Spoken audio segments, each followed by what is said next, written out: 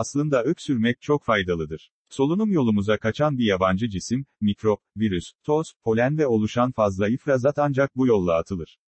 İnsan üşüdüğünde de öksürerek vücudunu ısıtmaya çalışır. Öksürerek ter içinde kalabiliriz. Hapşırık da aynı bu etkide bir savunma mekanizmasıdır. Ama her şeyin azı karar, çoğu zarar olabilir.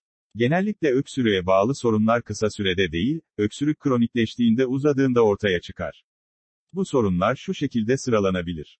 1. Kaburga zedelenmeleri. Özellikle orta yaştan itibaren kaburga kemikleri öksürürken kırılabilir veya çatlayabilir.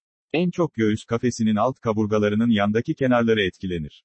Kaburga kemiği kırıldığında çok ağrı yapar, üzerine yatılmaz, nefes alıp vermek sorun olur.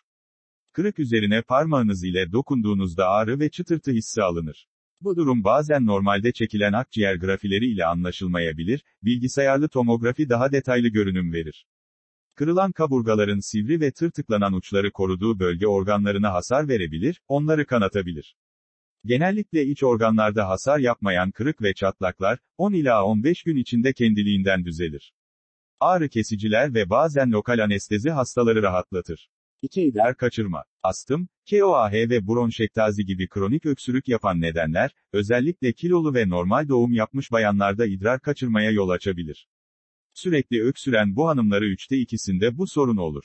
Öksürük nedeni tedavi edilmeli ve kilo verilmelidir. Aslında idrar kaçırma, zamanla normal doğum yapan kadınlarda artan kilo ile normal yaşamda da görülür. Belki de kadınları sezaryene iten en önemli neden bu gibi görünmektedir. 3. Reflü. Öksürmek mi reflüye neden olur, reflü mü öksürtür? Bunun cevabı öncelikle öksürüğün reflü yapmasıdır. Ancak sonra reflü de öksürterek, durumu içinden çıkılması zor bir hale getirir. Zamanla bu iki durum iç içe geçer.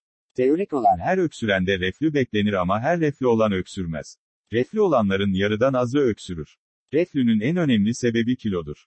4. Tansiyon yükselmesi. Öksürük esnasında kan basıncı yükselir. Baş ağrısı, göz ve burun kanamaları görülebilir.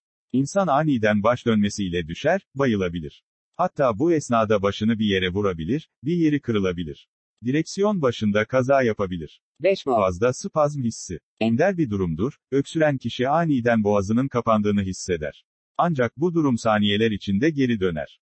Paniğe kapılmamak, acele etmemek ve öksürüğü bir an önce tedavi ettirmek gerekir. Şiddetli öksürüğü olan kişilerin bu sorunlarla karşılaşmaması için bir göğüs hastalıkları uzmanına aslında öksürmek çok